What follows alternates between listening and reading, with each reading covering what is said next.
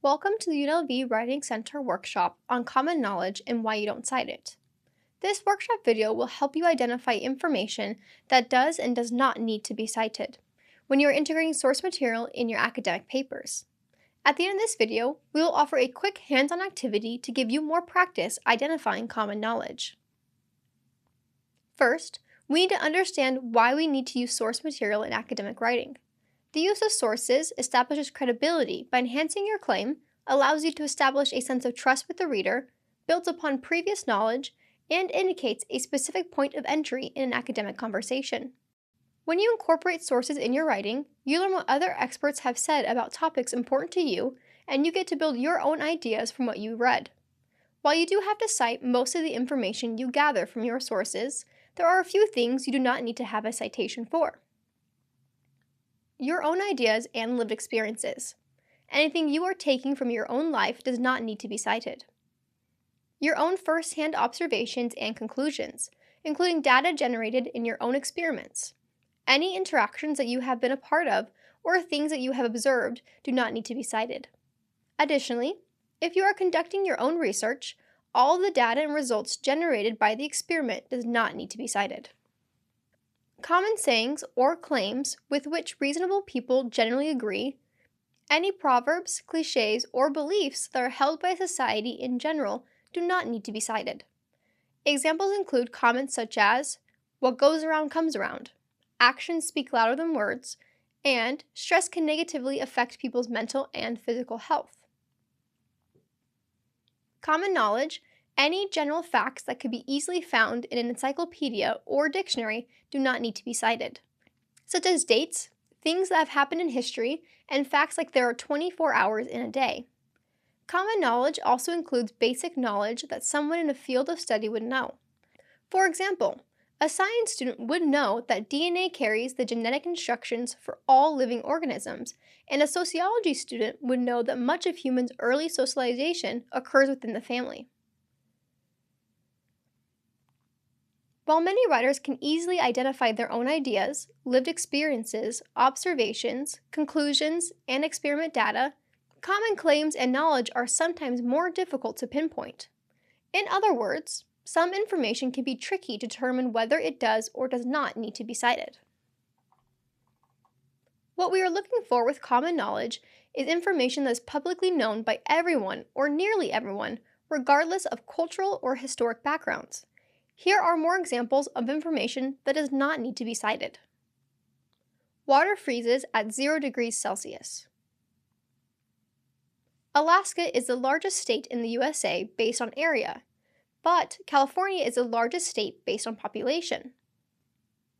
Margaret Thatcher is the longest-serving Prime Minister of the United Kingdom in modern history. Plants create chemical energy from the sun. Keep in mind why you are writing your paper and who will be reading your paper. If the majority of your audience would not know the information, or if you are unsure, a citation is needed. The key for deciding if something is common knowledge is to think about your audience. A citation might not be needed if most members of your audience or within your specific academic discipline already know the information that is being presented. For instance, if you're writing a paper for a group of expert physicists, you would need to cite the law of thermodynamics. However, if you're writing a general essay for a broader audience, you might need to introduce those concepts with a citation.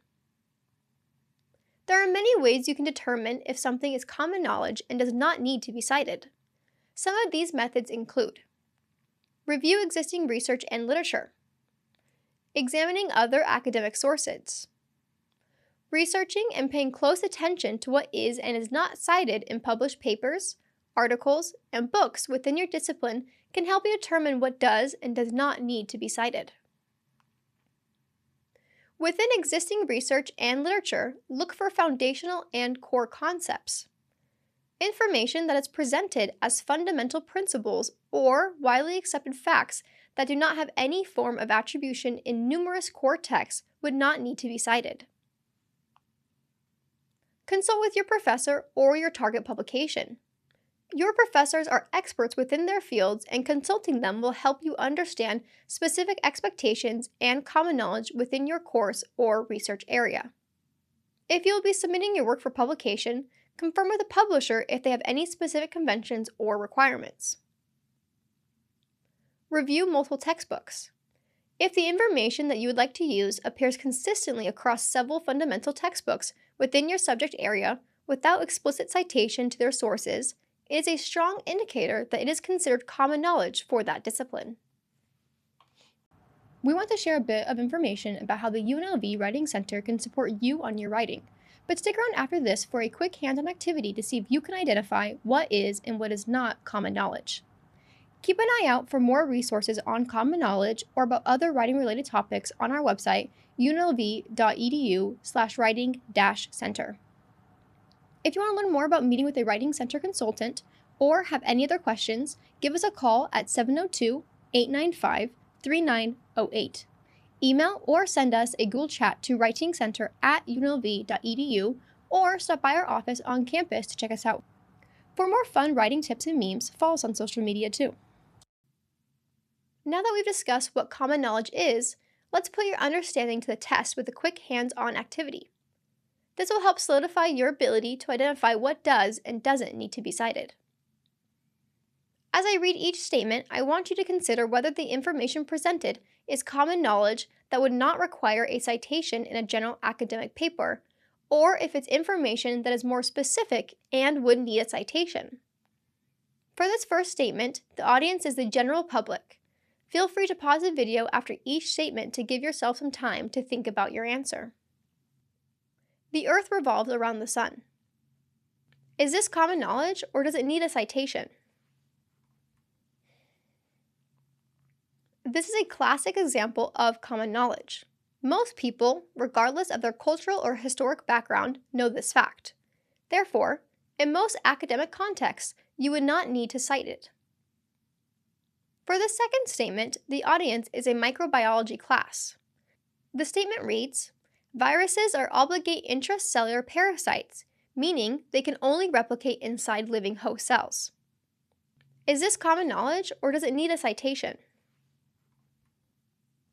This statement represents a core concept taught in introductory biology and microbiology courses. Therefore, for academic audiences specializing in biology, this would be considered common knowledge. It would not typically require a citation. Even if you are not a microbiology student or don't know much about viruses, you might have been able to guess that this is common knowledge. The reason is that this sentence is defining a fundamental characteristic of viruses. It is saying that viruses are a type of parasite that lives and breeds inside a host. Often, basic descriptions do not need to be cited. For the last statement, an English composition class is the intended audience. The statement reads, "Studies show that students who utilize Writing Center services tend to achieve higher grades on their essays." Is this information common knowledge, or is a citation needed? While this statement might feel like it could be common knowledge, it's actually a claim that needs a citation. It's based on research and data, not something everyone would agree on or know without evidence. The writer has told us that studies show this information, which means that researchers have studied and written about the effect writing centers have on students' grades.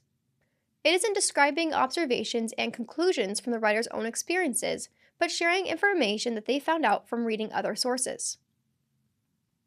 Remember, if you need any help with your writing or have any questions, please don't hesitate to reach out to the Writing Center by email, appointment, or phone call. Happy writing!